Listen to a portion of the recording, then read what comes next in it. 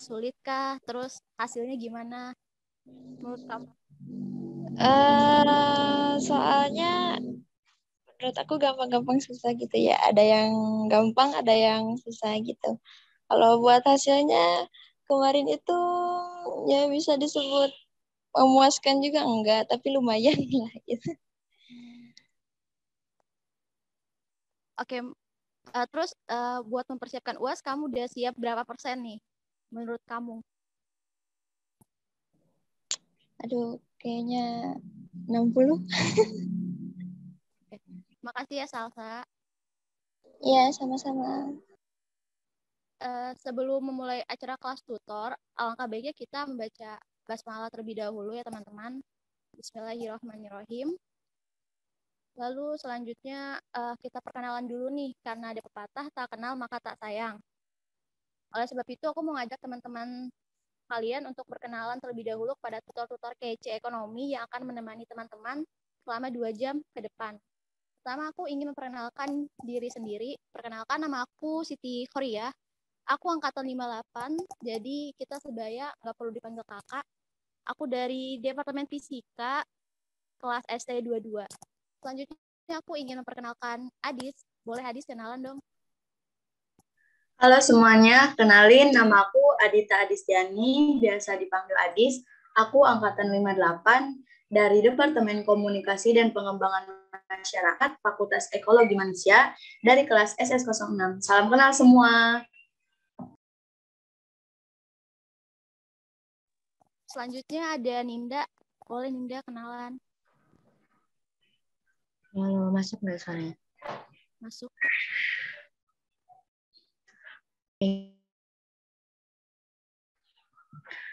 Oke, halo semuanya. Kenalin, namaku Wilujeng Ninda Latifah. Bisa dipanggil Ninda aja, dari kelas SS09, Departemen Agribisnis, dari FEM, Angkatan 58. Salam kenal semuanya. Salam kenal Ninda. FYI, Adis sama Ninda ini adalah 2 orang di balik pembuatan materi rantik dan juga tutor atau video tutor yang bisa kalian lihat di IGTV @tutorsebaya_ppku. Buat yang belum follow, boleh banget di follow IG kita, dan yang udah follow boleh banget di share ke teman-teman kalian supaya TS makin terkenal. Oke. Terakhir ada Uli. Boleh dong Uli kenalan? Halo semua, nama aku Liam Putri, biasa dipanggil Uli, dari SS02. Aku dari Ekonomi Syariah, Fakultas Ekonomi dan Manajemen, Angkatan 58 juga. Salam kenal semua. Salam kenal Uli. Sebenarnya masih ada 1 orang lagi, yaitu Andi Lisna, atau dipanggil Amoy. Ayo Amoy kenalan dong. Amoy ini ketuanya TS, wajib banget buat kenalan. Oke, halo teman-teman. Jadi terima kasih buat yang udah ikut TO dan udah mengikuti kelas tutor hari ini. Semoga teman-teman bisa menyimak materi dengan baik agar persiapan UAS kita semakin lancar. Oke, makasih teman-teman. Makasih Amoy. Oke, kita udah kenalan. Selanjutnya aku mau bacain rundown acara. Pertama ada pembukaan, sudah. Kemudian perkenalan, ini juga sudah. Selanjutnya pembahasan soal tryout dan soal request. Berikutnya sesi tanya jawab, terakhir sesi penutupan. Sebelum kita ke sesi pembahasan soal TO, aku mau ngingetin bahwa di kelas tutor ini kami tidak bermaksud untuk menggurui. Di sini kita sebaya sesuai nama kita, tutor sebaya. Jadi di sini kita saling belajar bareng, kita diskusi materi bareng, dan jika ada penyampaian materi yang keliru oleh kami, boleh banget Sobat TS mengoreksinya. Oke? Oh ya, kita nggak membahas semua soal tryout. Kita hanya membahas beberapa soal yang sering dijawab salah oleh teman-teman saat tryout kemarin. Oke, kalau begitu tanpa membuang banyak waktu, langsung aja untuk Ninda boleh membahas soal tryout-nya. Layar dan waktu dipersilahkan. Oke, makasih sebelumnya, Sikor. Mungkin langsung bisa di-share screen, Uli. Iya, bentar ya.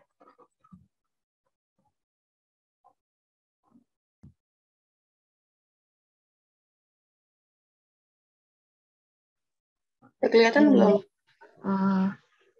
Udah aman. Udah. Ini sebelum aku mulai, minta tolong nih sama teman-teman kalau misalkan ada misalkan nggak terkendala sinyal atau jaringan bisa on cam nih, biar kita juga nambah relasi kan, intinya tuh saling kenal juga maksudnya.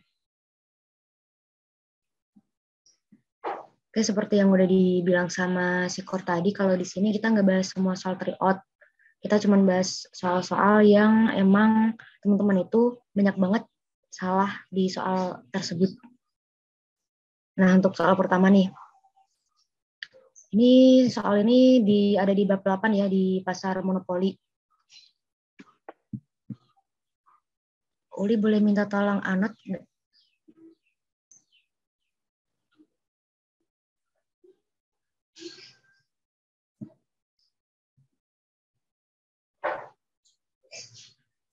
Udah bisa belum?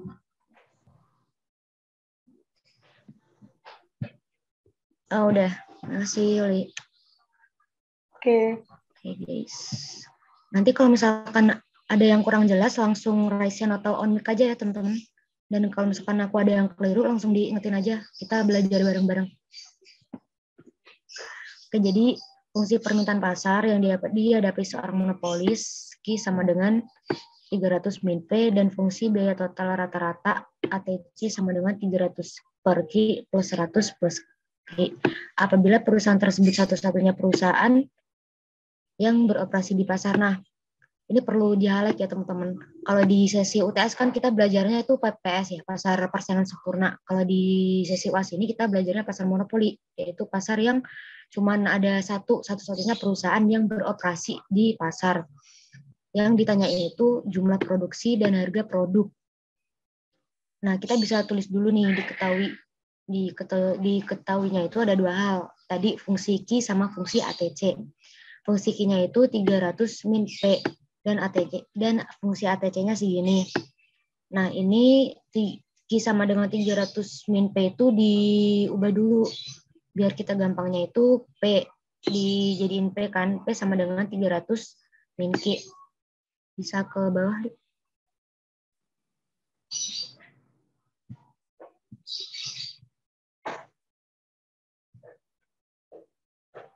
Dan yang ditanyain itu kan harga dan jumlah ya.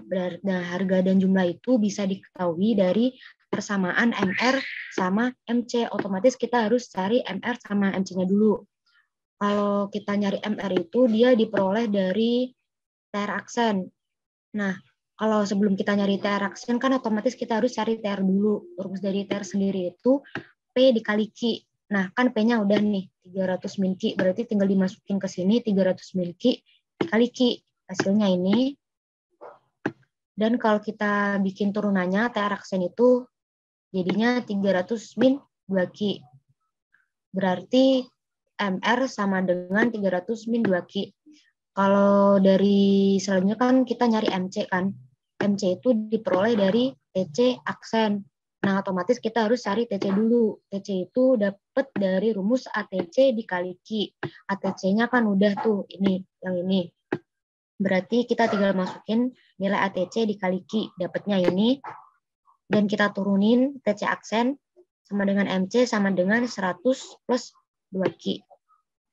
Nah, seperti yang udah aku bilang tadi, kalau kita nyari harga dan jumlah itu diperoleh dari persamaan MR sama dengan MC. Jadi kita tinggal masukin aja angkanya tadi 300 min 2Q sama dengan 100 Q plus 2Q. Kita tinggal pindah ruas kan. Oh, ini kayaknya ada tipe deh. Yang Q itu bukan...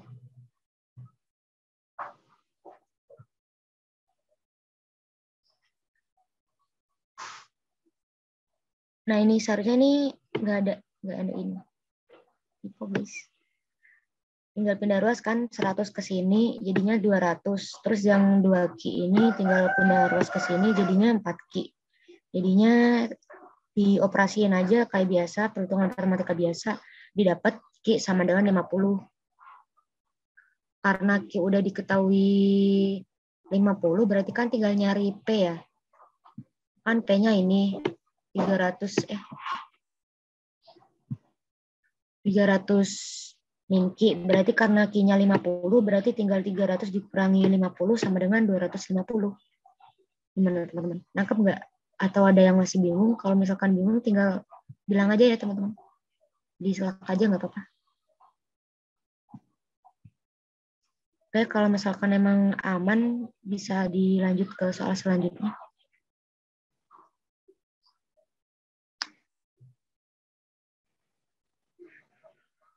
Nah, di soal selanjutnya ini masih berhubungan sama soal yang atas tadi kan.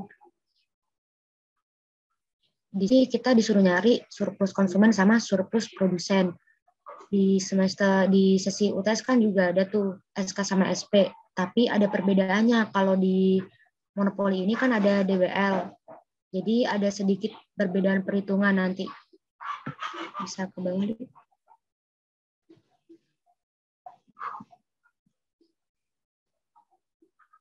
Dari fungsi-fungsi tadi, ini ada P, mungkin ganti warna ya.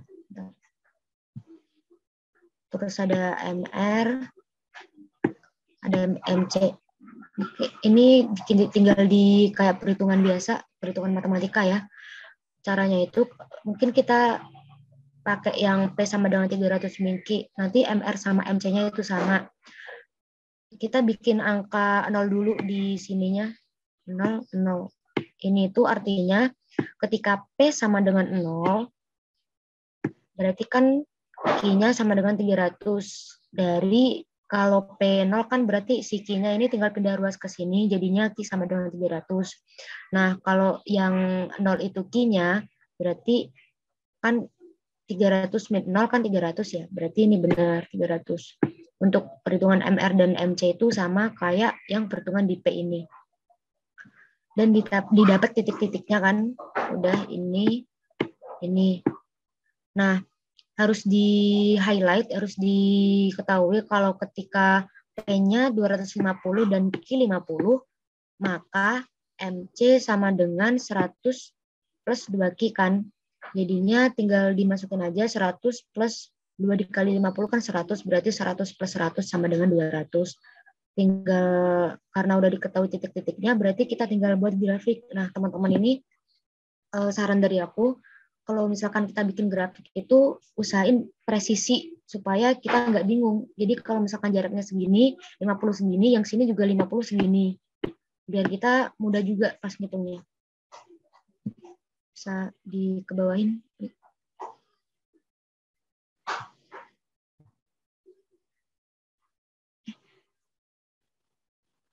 Nah, udah.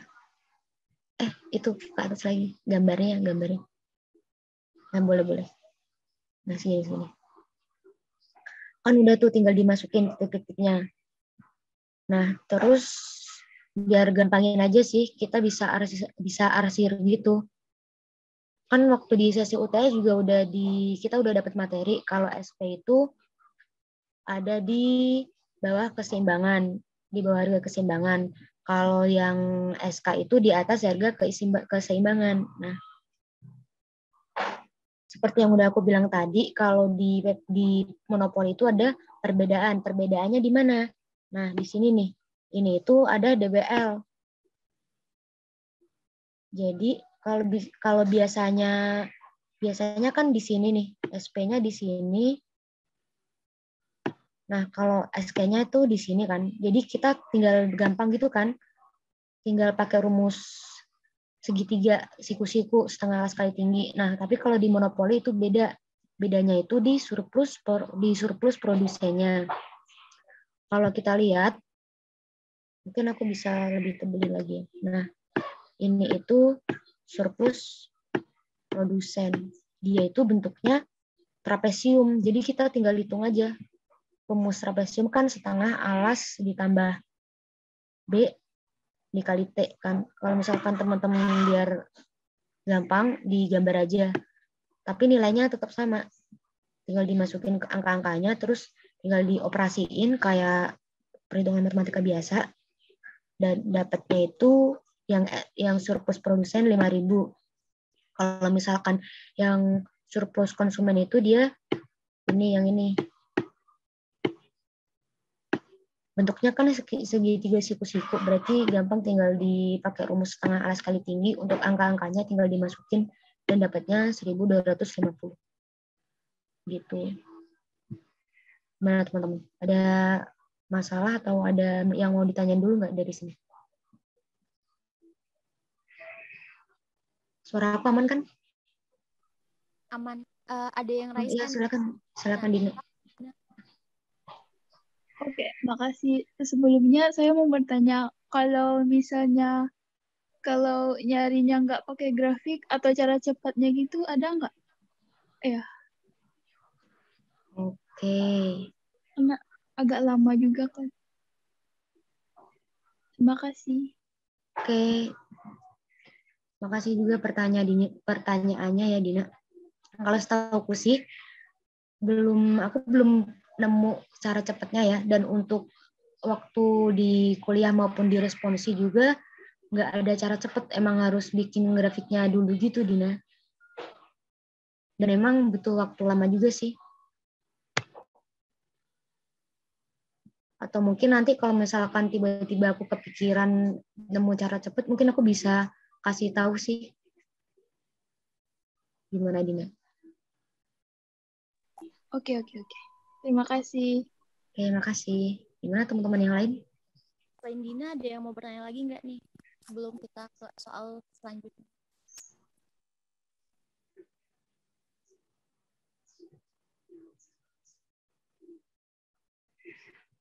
Oke, kalau emang masih aman, bisa dilanjut. Silakan sih orang. Oke, kita ke Boleh, soal. silakan.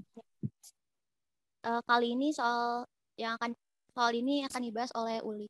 Uli, silakan. Dibahas sama Adis.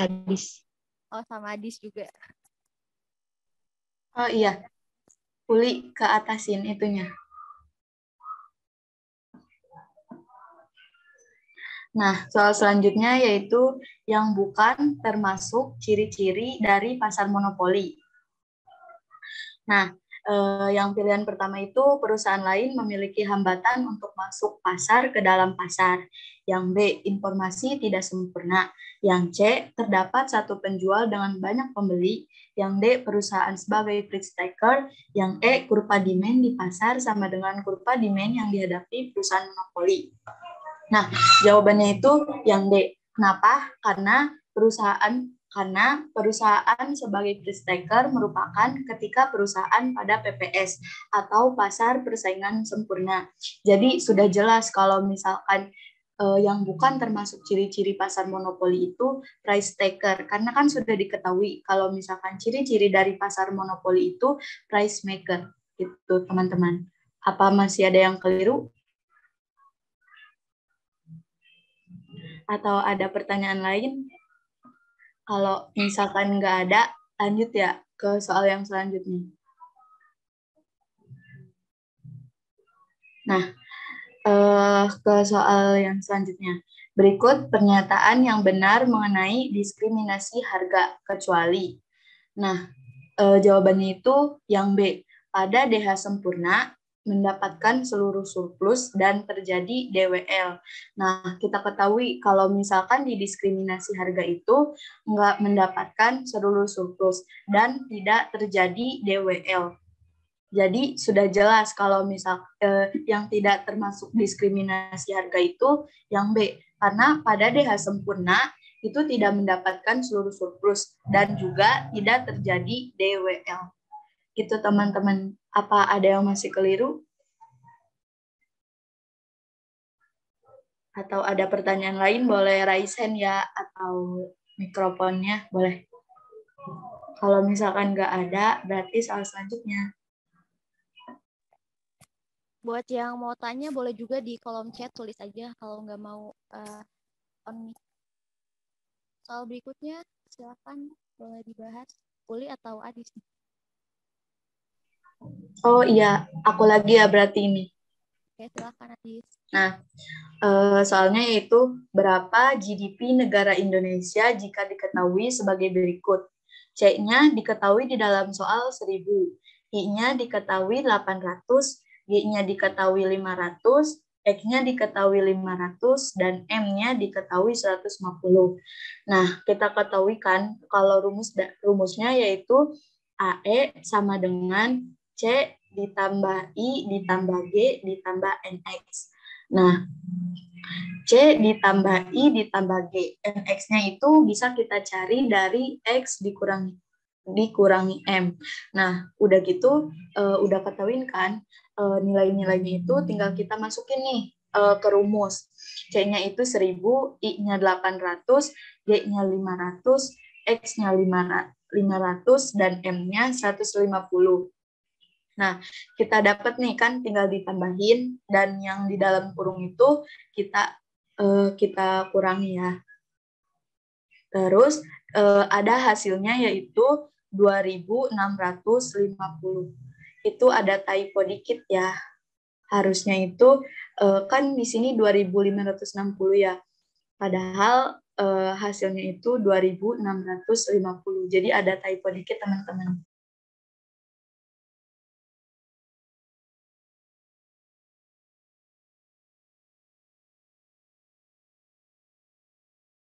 Apa ada yang masih keliru teman-teman?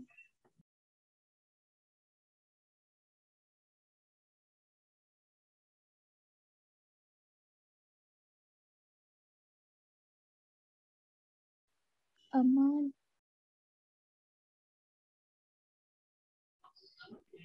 Kalau nggak ada berarti boleh ke soal selanjutnya ya.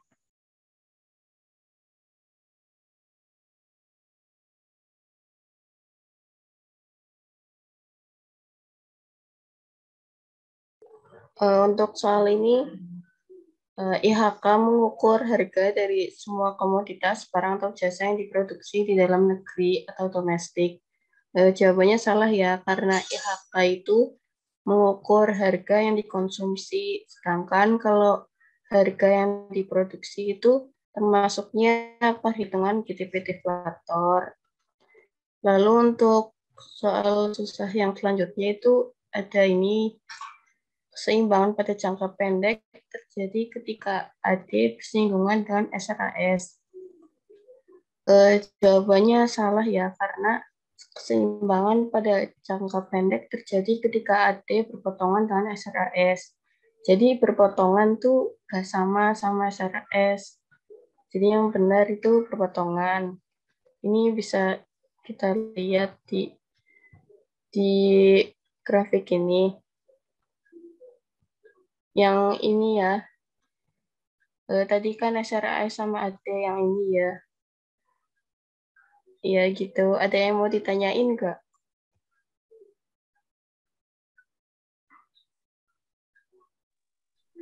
Kalau tanyain aja. ya kalau ada yang mau ditanyain langsung on mic aja atau lewat chat juga boleh. Mungkin soal selanjutnya ya. Ini soal selanjutnya yang teman-teman juga banyak yang belum tahu ya. Jadi kurva AS dalam jangka panjang akan memiliki slope positif. Jawabannya salah ya, karena kurva AS dalam jangka panjang kan berarti ikutnya ini yang LRAS. Berarti dalam bentuk vertikal. Kalau yang SRAS ini dalam jangka pendek.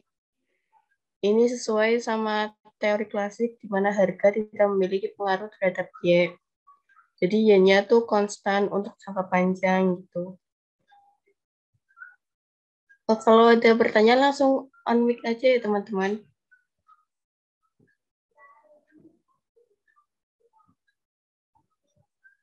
Terus ini soal selanjutnya yang banyak yang salah juga.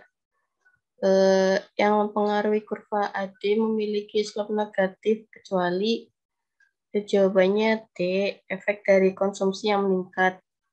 Sesuai materi yang dikasih dosen kan ada 3 efek mengapa AD memiliki slope negatif ya.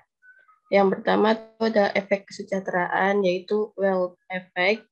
Terus yang kedua ada efek suku bunga, interest rate effect. Lalu yang ketiga ada efek nilai tukar atau exchange rate effect. Sampai sini ada yang mau ditanyain nggak?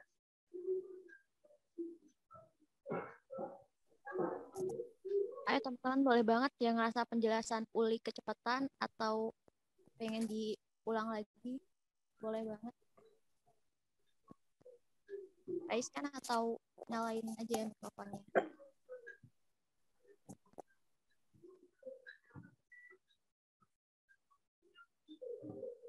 Mungkin lanjut ke soal selanjutnya dulu ya.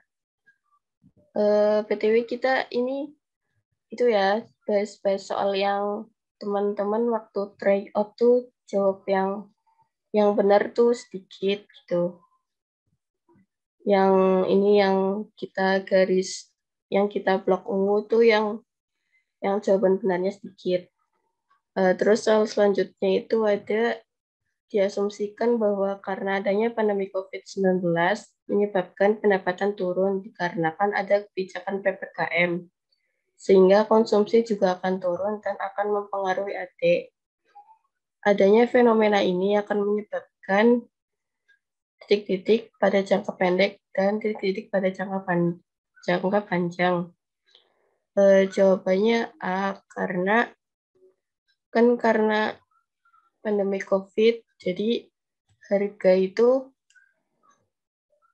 banyak yang di PHK ya. Jadi itu dalam jangka pendek itu pendapatan akan turun, sehingga ia akan turun. Tapi dalam jangka panjang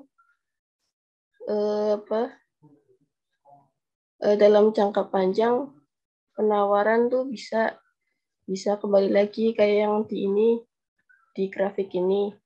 Kan awalnya di sini ya. Sebentar. Awalnya kan di sini. Nah, terus karena ada pandemi ini jadi turun ke sini. AD-nya jadi pindah ke kiri. Iya, pindah ke kiri. Ini dalam jangka pendek. P-nya turun, terus Y-nya juga turun.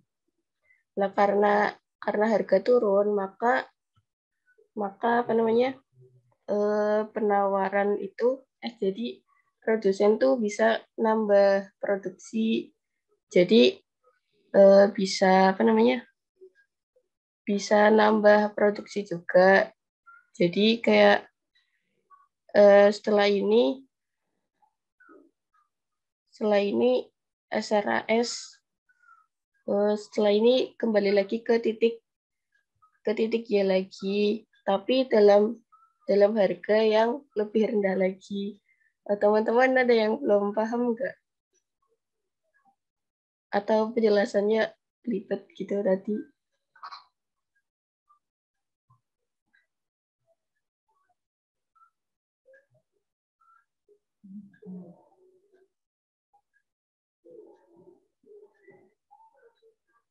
Kalau belum jelas, bilang aja ya.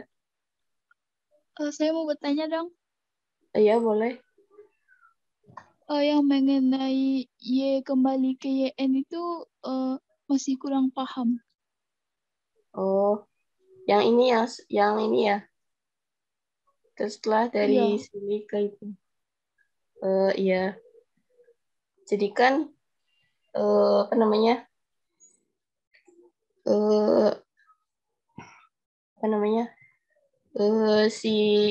si produsen itu kan bisa nambah produksi lagi.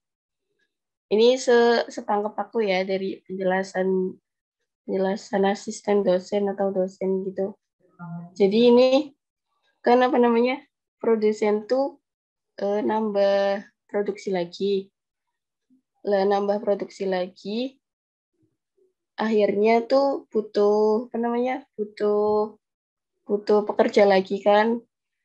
Jadi pendapatannya tuh jadi naik lagi, tapi harganya tuh ikut turun, maksudnya kayak ikut berdampak dari harga sebelumnya ini loh.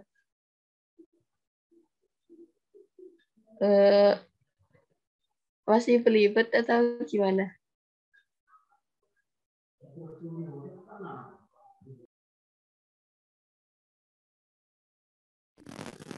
Adis atau Ninda boleh juga nambahin. Iya, di sama Nida boleh banget tambahin. Ya, oke. Dan aku coba buat nambahin ya. Kan kalau di sini tuh, kalau di grafik di ini ya di makro, yaitu bisa juga output yang dikeluarin kan. Nah, kalau misalkan tadi kan di PPKM, karena PPKM itu kan jadi banyak PHK. Nah, kalau misal karena itu waktu di jangka pendek itu kan otomatis kalau misalkan kita kena PHK kan pendapatannya turun, benar yang kayak dibilang Uli. Karena pendapatan turun, berarti otomatis itu konsumsi yang kita butuhin juga otomatis turun karena kita kan nggak punya pendapatan untuk membeli suatu hal yang lebih itu kan. Jadi otomatis konsumsi kita turun. Mungkin itu dulu ya. Dari sini paham dulu nggak? Kita di jangka pendek dulu. Dari sini udah nangkep atau belum? Udah paham. Nah, terus jika C turun, bentar, anut dulu. Jika C turun, berarti AD dari sini, yang ini, yang warna biru itu,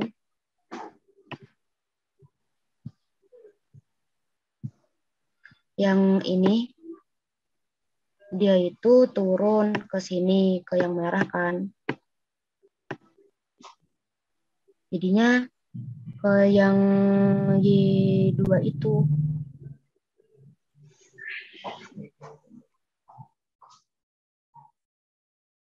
Jadinya kan titiknya dari A ke titik yang B. Jadi dapat disimpulkan kalau berarti dari P1 ke P2 itu kan berarti artinya turun. Nah, dari YN ini ke Y2 itu artinya juga turun. Itu kalau di di monopoli yang jangka pendeknya. Gimana sih? Dari sini nangkep atau belum?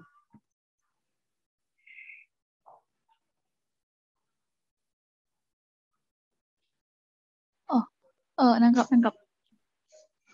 Oke, aman ya berarti. Nah, kalau untuk di jangka panjangnya itu, kan tadi udah diketahui kan kalau si pendapatannya itu turun, si P-nya itu, si price, si harganya juga turun kan. Nah, harga turun ini itu dia menyebabkan inputnya juga ikut turun. Karena kenapa? Percuma dong kita kayak harganya kan turun. Kalau misalkan kita bikin suatu barang yang banyak itu kan rugi di produsennya sendiri. Jadinya otomatis harga input itu juga ikut turun. Nah, hal ini P turun dan harga input turun itu akan mengakibatkan penawaran agregat atau agregat supply itu meningkat. Input kan itu ya, masukan ya. Meningkat dari, bentar hapus dulu deh.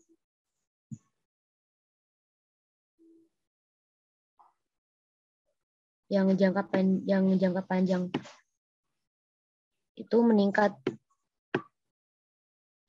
agregat supply ya.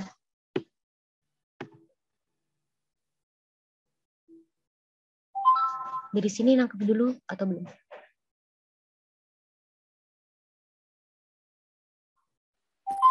Gimana Dina? Lumayan menangkap. Paham. Nah, kan meningkat berarti titik keseimbangannya itu berubah dari B ke C. Dari yang ini. Oh, ini.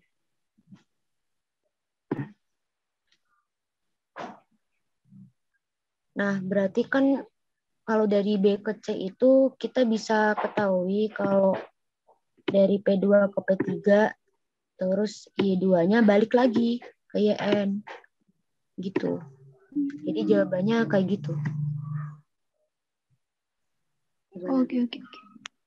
Terima kasih banyak. Udah lumayan paham. Oke, makasih. Teman-teman yang lain kalau misalkan ada yang miss atau misalkan belum paham langsung raise hand atau on mic aja nggak apa-apa ya. kita belajar bareng-bareng di sini. Iya benar, belajar bareng. Terus kalau misal belum paham-paham nih, gak apa-apa bilang aja. Bisa PC Uli tuh. Iya, Uli. Iya deh boleh. Iya kalau belum paham-paham, gak apa-apa bilang aja gitu. Biar kita tuh cari kata-kata yang lebih mudah lagi gitu loh. Ya, cari solusi terbaik bersama. Iya.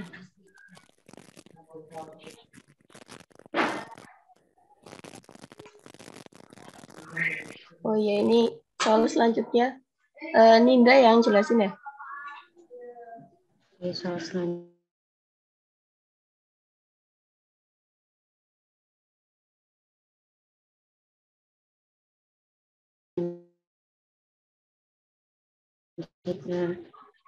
Bisa aku lanjutin gini, itu karena emang ini di bab 14 dan teman-teman juga belum dapat materinya dari dosen maupun dari asprak ya.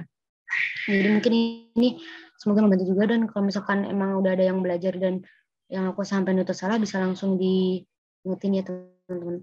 Nah, kalau di bab 14 ini kan tentang kebijakan moneter. Kebijakan moneter ini kan suatu kebijakan yang dikeluarkan oleh BI atau Bank Indonesia. Nah, BI ini itu dua kebijakan di kebijakan moneter ini. Yang pertama itu ada kebijakan ekspansif dan kebijakan kontraktif.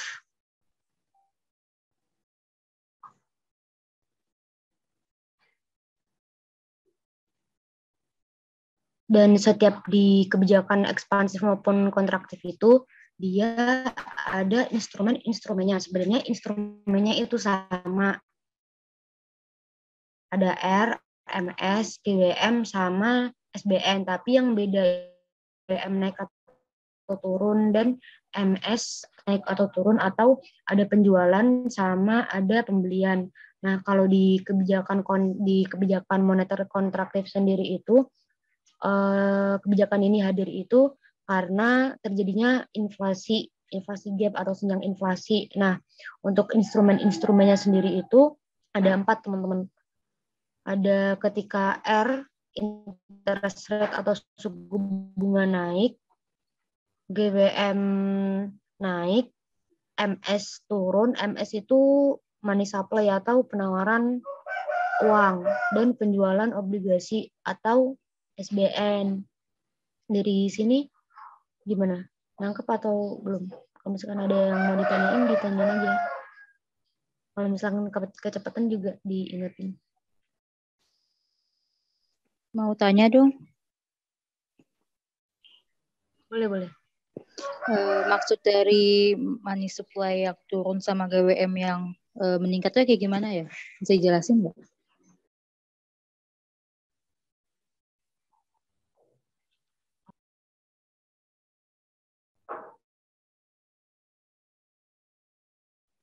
Ada grafiknya ya nggak? Ada grafiknya nggak ya? Di sini.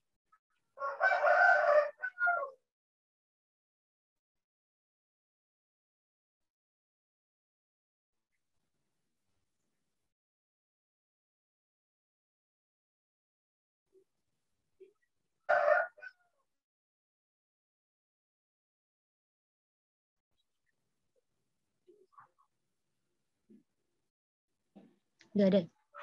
Oh, nggak ada. Mungkin aku bantu jelasin yang ini ya. Boleh. Yang moneter kontraktif kan ada menaikkan suku bunga sama menurunkan suku bunga ya. Itu salah satunya. Kalau yang MS, sepaham aku tuh money supply kan penawaran uang. Jadi itu kan ini yang ngatur ini kan BI ya, kalau mau kebijakan moneter. Lah itu BI itu misal kalau mau meningkatkan penawaran uang, suku bunganya tuh diturunin. Jadi kayak masyarakat tuh pada mau pinjam uang ke bank. Nah, sama juga sebaliknya, misal kalau BI mau menurunkan permintaan, gimana ya berarti? menurunkan permintaan uang, berarti suku bunganya itu dinaikin. Jadi masyarakat tuh nggak mau pinjem uang ke bank gitu. Sependek tahu aku gitu sih. Barangkali yang lain ada mau nambahin juga. Dari Lisna juga boleh kalau mau nambahin. Tapi dari penjelasan Uli udah cukup jelas ya. Mungkin teman-teman yang lain ada yang mau bertanya lagi biar lebih jelas gitu. Atau ada yang mau nge-share juga tentang materi ke-14 ini juga boleh.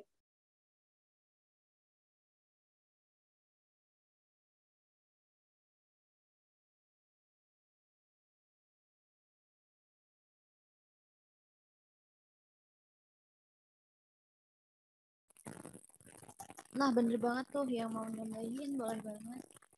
Atau yang lainnya.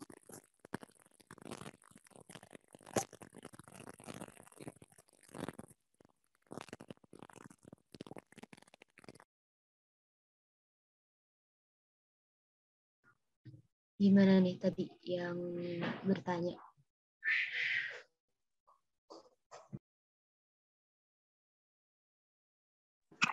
Makasih udah jelas. Oke, Makasih. kita lanjut ke soal berikutnya aja. Oke, kita lanjut ke soal selanjutnya.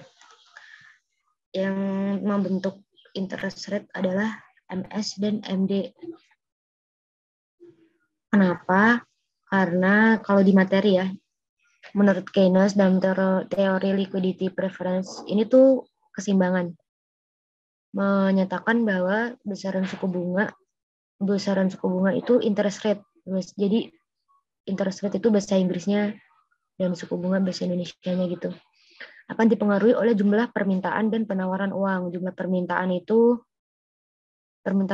uang itu MD, money demand, dan penawaran uang itu MS, money supply. Nah, ketika permintaan uang meningkat, maka suku bunga akan mengalami peningkatan. Sedangkan kondisi saat peningkatan penawaran uang akan menurunkan tingkat suku bunga seperti yang udah dibilang sama Uli tadi. Nah, hal ini tuh juga berlaku sebaliknya ketika terjadi penurunan permintaan dan penawaran uang. Kalau misalkan lebih jelasnya kayaknya ada grafiknya deh. Coba ke atas.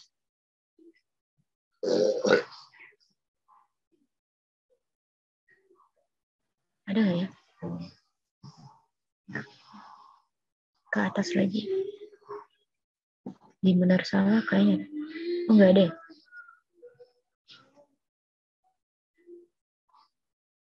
Ke bawah, ke bawah.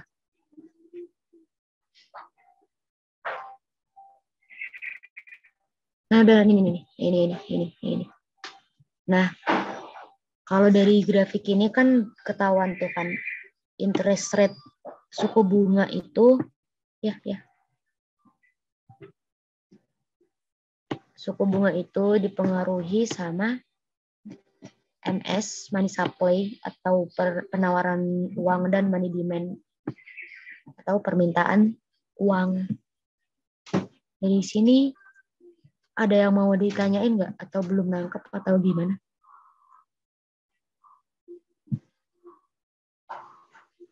Sok aja guys, silakan aja.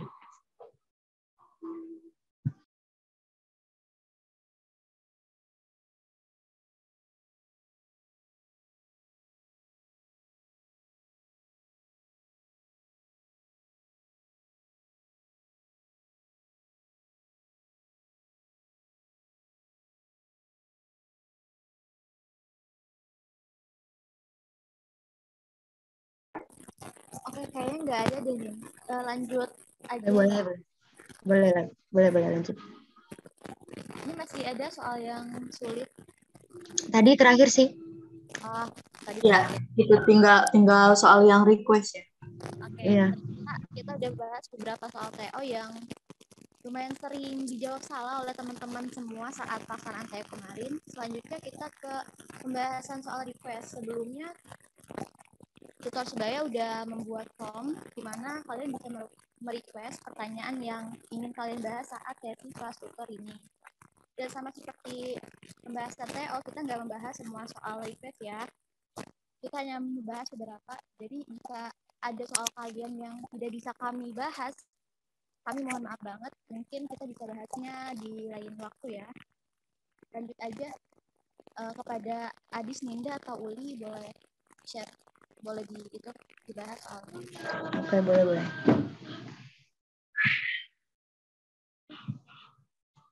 Jadi itu sebenarnya udah banyak soal yang masuk di kita, tapi kita bahasnya di soal yang banyak ditanyain. Jadi kayak ada 2-3 orang atau 4 orang yang nanyanya itu di pertanyaan yang sama atau di soal yang sama gitu. Nah, jadi langsung aja di soal pertama. Ini tuh kalau teman-teman perhatiin mungkin pernah lihat soal ini ya di TM bab 11, bab inflasi. Nah, dan di soalnya itu kita disuruh nyari berapa persentase perubahan harga masing-masing dari ketiga barang tersebut dan soal kedua itu menggunakan metode CPI, hitung perubahan persentase tingkat harga keseluruhan. Nah, gampangnya itu kalau yang pertama itu kan perubahan harga masing-masing. Nah, berarti otomatis itu kita nyari harga masing-masing bola tenis, bola golf, sama botol minuman berenergi di setiap tahunnya di waktu 2017 dan waktu 2018. Kita pakai rumusnya IHK. IHK itu sama aja ya, sama kayak CPI. CPI itu kan bahasa Inggrisnya, kalau IHK itu bahasa Indonesianya. Istilahnya sama aja. Kalau untuk rumusnya itu kita bisa sama aja ya. Sebenarnya teman-teman mungkin aku cuma ngejelasin di satu poin di bola tenis mungkin ya. Kalau untuk bola golf dan minuman berenerginya itu caranya sama. Jadi mungkin aku jelasnya di bola tenis saja. Waktu di 2017. Nah, kan ini jumlah di harganya itu 20.000 dengan kuantitasnya 100. Jadi tinggal dikali aja. 20.000 dikali 100 per 20.000 dikali 100 dikali 100.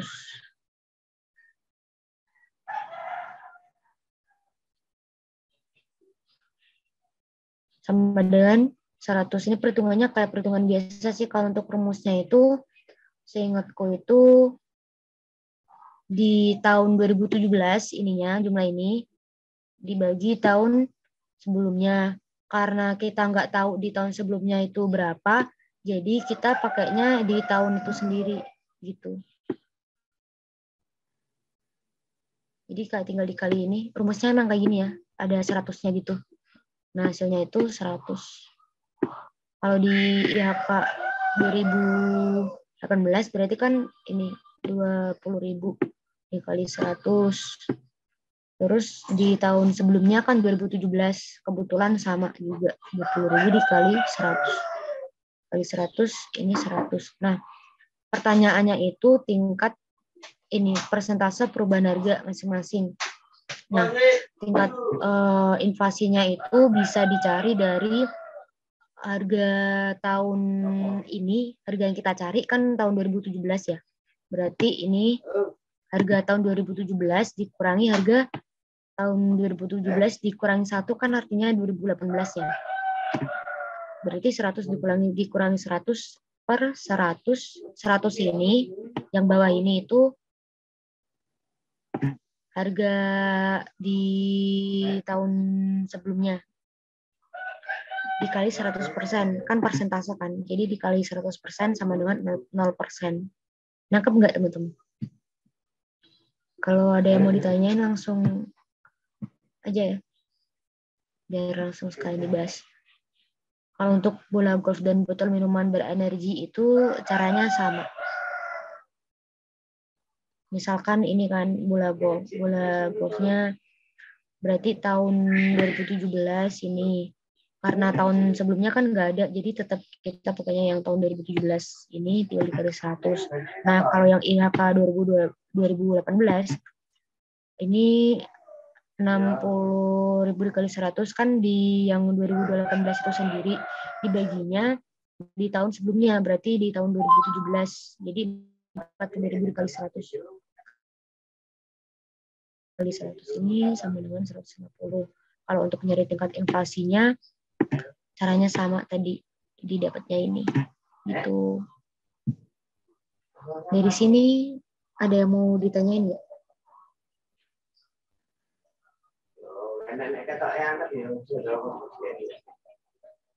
Kalau belum ada, mungkin bisa next dulu.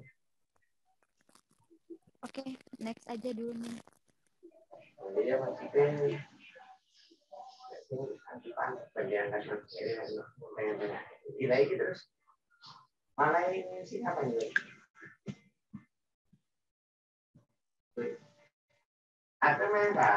Nah, kalau di soal nomor yang B tadi kan keseluruhan ya. Berarti itu 2017-nya sebagai tahun dasar. Jadi kita berarti hitungnya semua gitu. Mulai dari si bola golf, terus ada botol minuman, dan satunya lagi. Tinggal perhitungannya sih sama ya, 20 harganya dikali komoditasnya atau kuantitasnya. Nah, ini didapat ini. Ya Kak, di tahun 2017 itu dapatnya ini. Caranya sama kayak yang awal tadi aku jelasin. Ini juga waktu nyari yang ini sama kayak yang ini. Terus IHK-nya juga sama caranya. Kalau kita hitung tingkat inflasi keseluruhan berarti kan didapat tadi 150 dikurang 100 dibagi 100 dikali 100% sama dengan 50%. Begitu. Gimana teman-teman? Ingat aja kalau tingkat inflasi keseluruhan itu rumusnya harga atau IHK tahun yang mau kita cari. Kalau di sini kan 2018 ya. Berarti itu IHK 2018 dikurangi IHK tahun dasarnya. Tahun dasarnya kan 2017. Itu nilainya 100. Berarti 150 dikurangi 100 dibagi harga tahun dasar. Harga tahun dasarnya kan 100. Berarti tinggal dioperasiin terus dikali 100%. Gitu.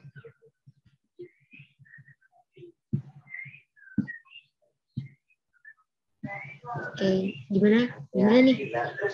Gak usah sungkan-sungkan nih sama teman sendiri. Santai aja kita. Kalau masih bingung, boleh banget bertanya. Atau yang masih kurang jelas juga boleh aja ditanyain. Tuh, kalau belum ada mungkin bisa dilanjut aja biar nggak ini juga waktunya.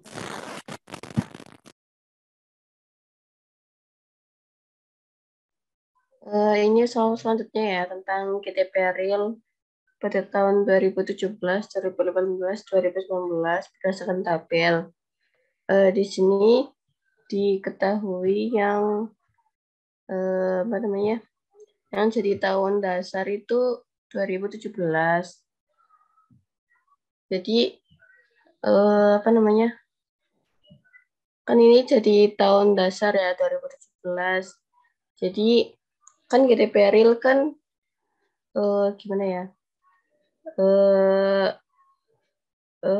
Berarti harga sesuai yang diproduksi itu ada berapa.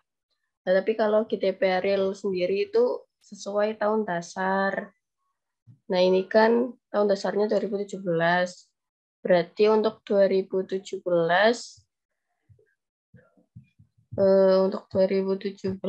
itu ini dicari satu-satu dulu harga komoditasnya.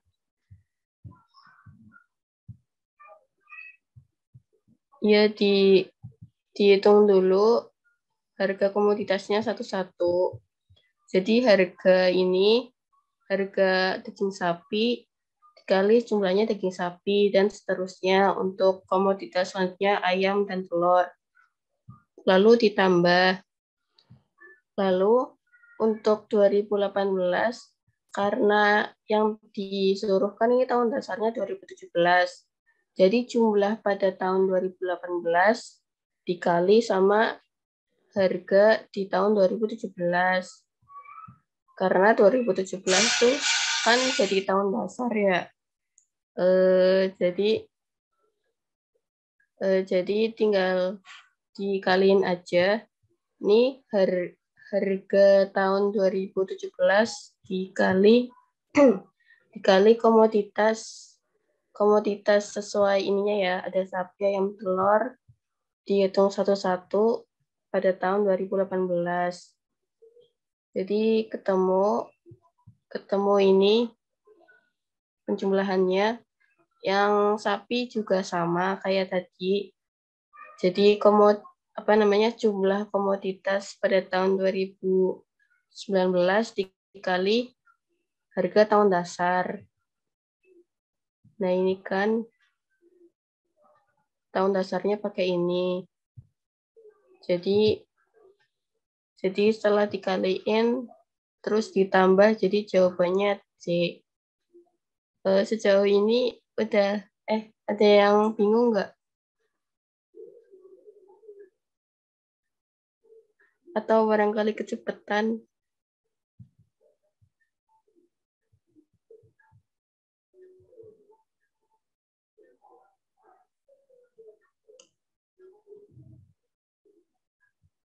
Mungkin lanjut ke soal selanjutnya dulu ya. Ya, lanjut dulu. Ini soal selanjutnya. Ini Adis ya yang jelasin ya? Iya, Li. Nah, soalnya itu kondisi pandemi COVID-19 yang masih belum mereda membuat banyak perusahaan harus mengurangi biaya produksinya akibat penurunan permintaan. Akibatnya, banyak perusahaan yang melakukan pemutusan hubungan kerja atau yang kita sebut PHK. PHK massal terhadap karyawannya.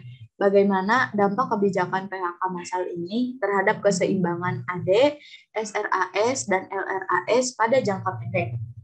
Nah, pandemi COVID-19 ini membuat para pekerja banyak yang di PHK. Artinya banyak menambah pengangguran gitu kan.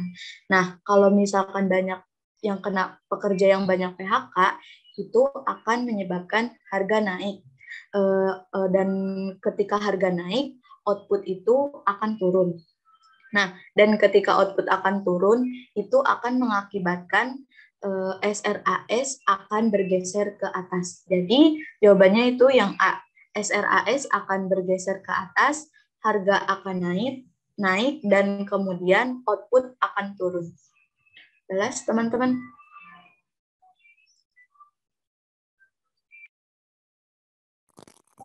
Gimana nih teman-teman soal requestannya, pembahasannya udah jelas atau belum? Kalau belum, boleh raise hand atau aktifkan mikrofonnya. Terus on cam dong teman-teman biar kita bisa lihat wajah cantik dan gantengnya sobat tutor sobat. Itu ada yang nanya tuh. Oh iya. Kalau misalkan tapi yang diketahuinya itu kalau misalkan pandemi COVID-19 itu yang di PHK kan banyak yang kena PHK ya. Nah, SRAS-nya itu kan akan bergeser ke kalau misalkan kita tapi kalau misalkan yang adik aku kurang tahu sih. Ninda sama Uli gimana? Iya, yang adik ikut berpengaruh kok ke adiknya. Iya, bergeser. Ya, bergeser, tapi gimana tuh, Dis? Coba lanjutin dulu. Tapi aku kurang tahu sih kalau yang ini. Oke,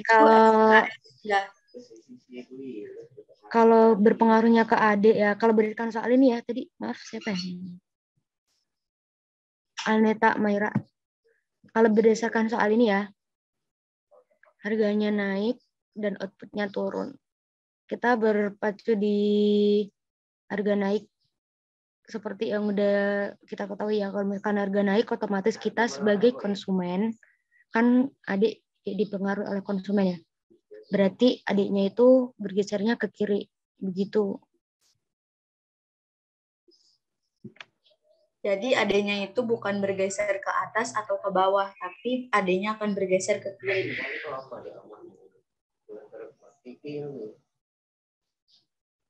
Oke. Kalau aku ada salah juga diingetin ya, takutnya salah ngomong juga. Kalau Uli gimana, Li?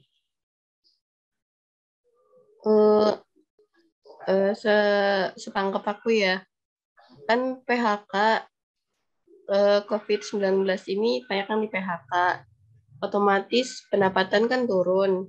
Jadi pengaruh juga ke kurva AD turun jadi kemana? Ke bawah, ke kiri ya berarti kiri bawah. Itu karena pendapatannya turun gitu. Kalau sepamaku ke kurva AD ngaruhnya gitu sih. Iya. Soalnya kan pendapatannya turun. Itu juga berpengaruh ke konsumsi. Berarti kita sebagai konsumen mengurangi konsumsi. Otomatis yang kita beli juga atau permintaan yang kita ajukan ke perusahaan kan juga semakin turun. Jadi kurva AD-nya turun gesernya ke kiri gitu.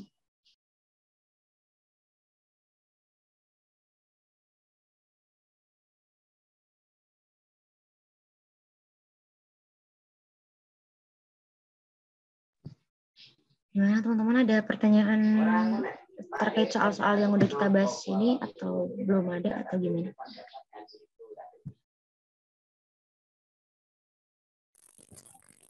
Masih ada yang bertanya kah? Atau sudah jelas? Ini soal terakhir, soal regression ya? Iya, soal terakhir.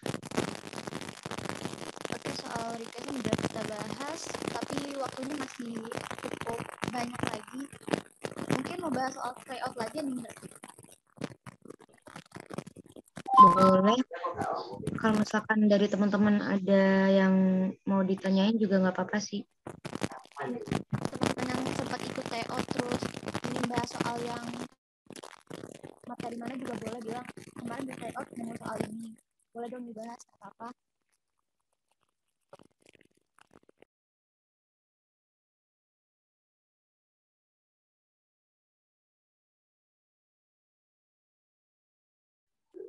Mungkin ke soal tryout aja ya. Barangkali ada yang belum paham gitu. Gimana teman-teman? Oh iya, barangkali apa ya namanya soal kemarin. Lagi. Oh, ada yang tanya. Oh, ini ada yang tanya. Dari Pira. Kalau konsep dasar kurva permintaan geser ke kiri dan harga turunnya, kalau kurva AD begitu juga kah ngaruh penaik turunnya harga?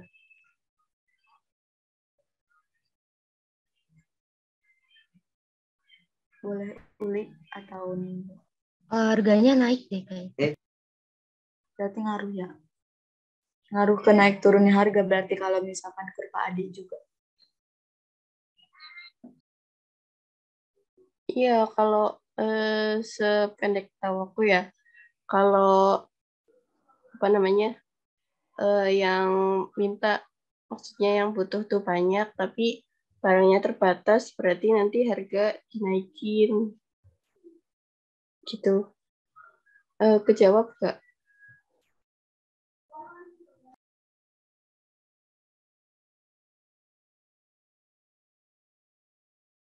Gimana Maira? Udah terjawab? Oke, udah terjawab. Terjawab katanya. Kita ke sesi selanjutnya ya, ke sesi tanya jawab. Yang mau bertanya silahkan, boleh lewat kolom chat atau langsung raise hand, juga tekan mikrofonnya. Mungkin aku stop share aja ya. Boleh. Boleh.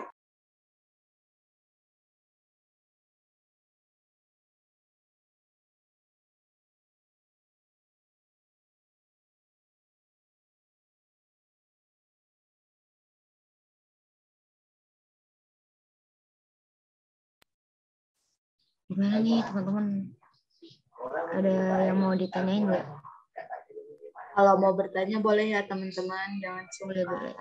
Bebas-bebas. Boleh banget. Di bab 8 sampai bab 14 bebas. Oh iya, on cam dong teman-teman. Nah, benar tuh, on cam yuk. On cam. Kalau yang nggak terkendala boleh on cam ya teman-teman. Biar kita tahu juga, oh ini ternyata sobat tutor sebaya.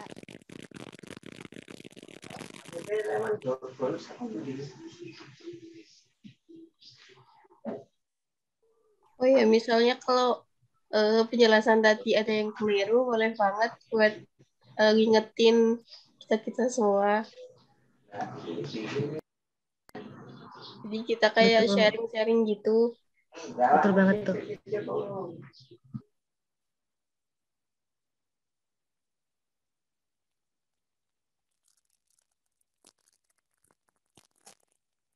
Ada yang bertanya dari Dina. Saya mau bertanya.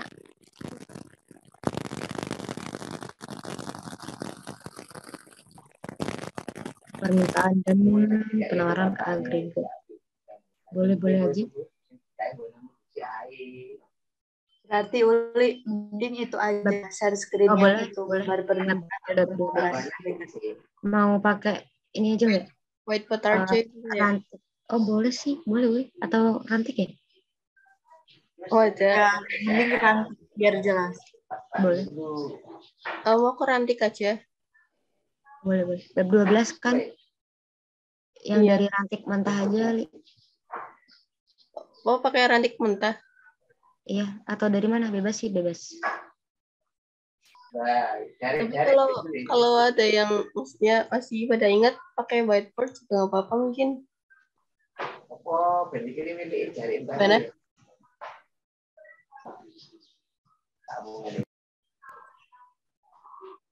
Ini yang ditanyain sama Dina itu yang soal grafiknya ya?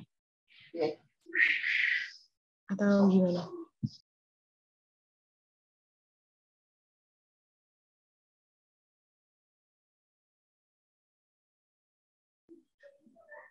Kayaknya iya deh, dari grafik. Konsep mengenai permintaan dan penawaran. Boleh. Coba buat dulu nggak apa-apa, Li. Mau pakai whiteboard aja? Boleh.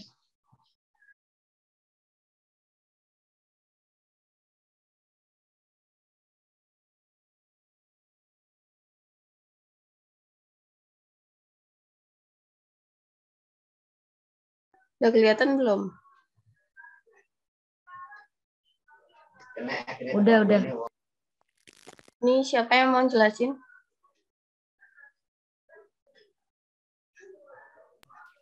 Dari Oli dulu boleh deh. Nanti kita tambah-tambahin. Oke. Setahu sependek aku tahu ya.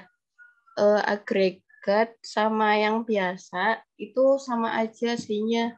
Cuma agregat kan itu kayak menyeluruh, kayak lebih apa namanya ya, lebih luas gitu cakupannya. Makro.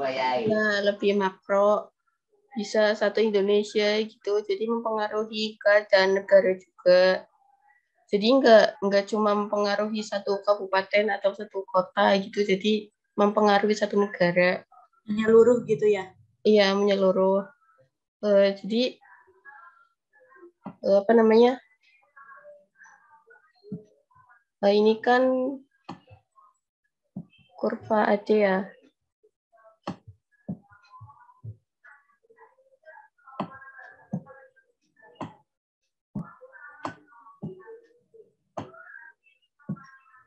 Tadi itu ya, apa ya namanya? Tergantung harga kan? Iya, tergantung harga ya. Iya. Sama kayak konsep permintaan kayak biasa. Kalau harga naik berarti kurvanya itu pindah ke bawah. Kurva AD. Bentar ya.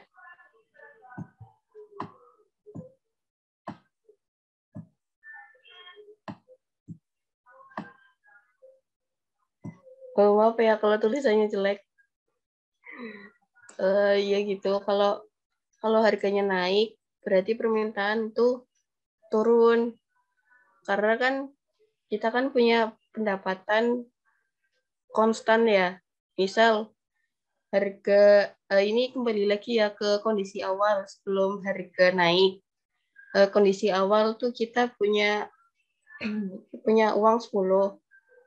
Terus harga itu awalnya 2.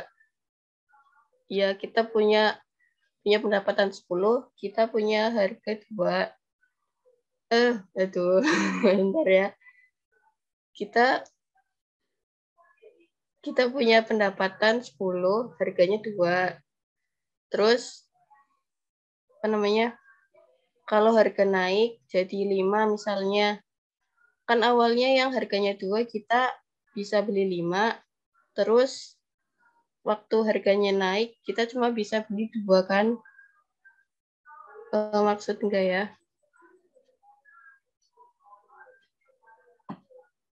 Gimana ya jelasinnya? Intinya tuh kalau harga naik kan kita asumsikan ceteris paribus. Jadi pendapatan kita kan konstan.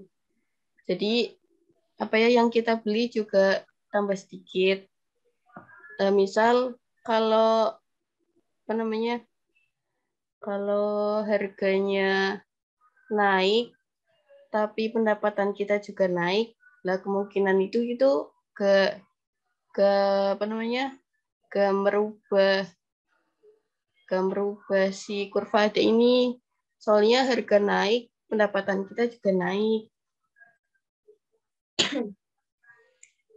Jadi sama aja berlaku juga di konsep agregat ini. Untuk yang yang ini udah jelas belum?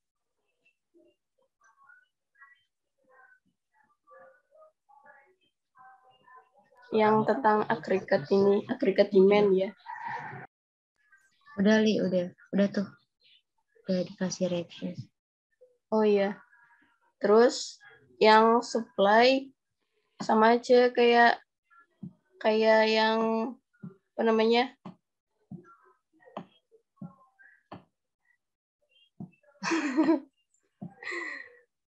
Sama aja kayak yang konsep supply biasa.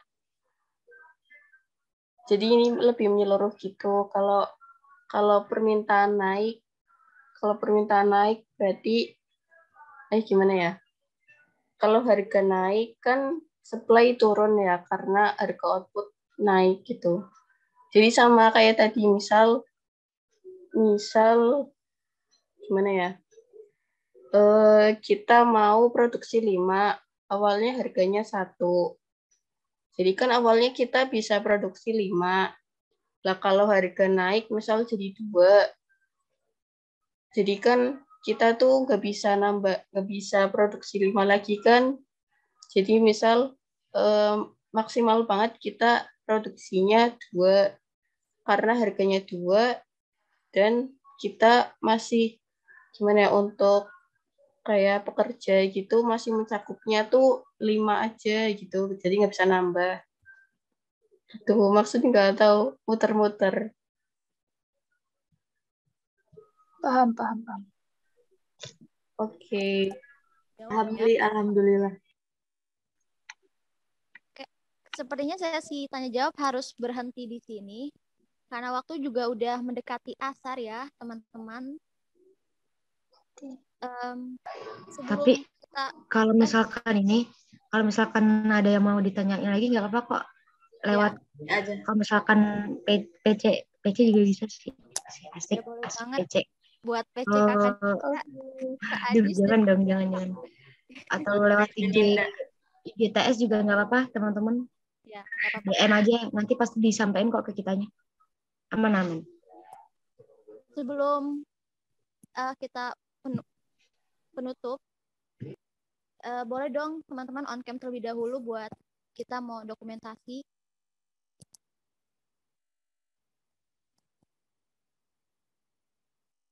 Uli atau Amo ya yang Maju boleh. Yuk, Oke, Amoy. on cam yuk teman-teman.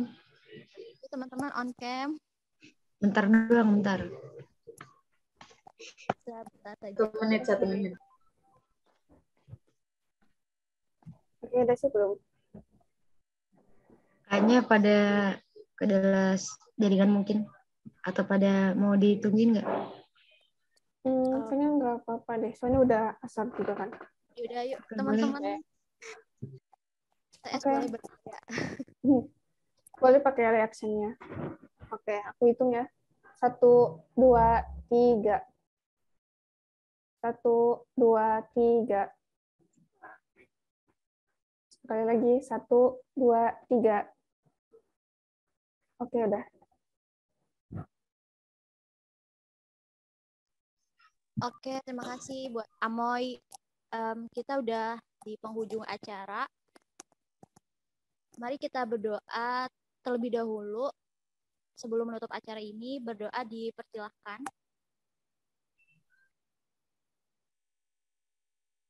Berdoa dicukupkan. Terima kasih buat teman-teman semua yang udah sampai sesi terakhir ini, masih mengikuti kegiatan kelas tutor ini. Buat Ninda, buat Uli, buat Adis, dan Amoy, terima kasih juga sudah membagi ilmu dan meluangkan waktunya. Buat kalian yang masih ingin menonton rekaman kelas tutor ini, boleh banget lihat di YouTube-nya Tutor Sebaya. Nanti kita kasih linknya juga. Dan dokumentasinya akan ada di IG kita. Sedikit promosi lagi, di hari Selasa nanti, lusa, kita akan launching Rantik Pekan ke-14 ya. Jadi teman-teman boleh banget antusiasnya ya buat menunggu kita ya. Ada fiturnya juga. Siap. Dan semoga itu membantu teman-teman untuk menyiapkan UAS yang lebih baik. Itu aja Ada yang Adis bisa loh di fiturnya. kan ya teman-teman. Maaf jika banyak ada kesalahan kata. Sekian dari aku, Siti Horia. Wassalamualaikum warahmatullahi wabarakatuh. Bye-bye. Waalaikumsalam warahmatullahi wabarakatuh. Dadah semua. Makasih.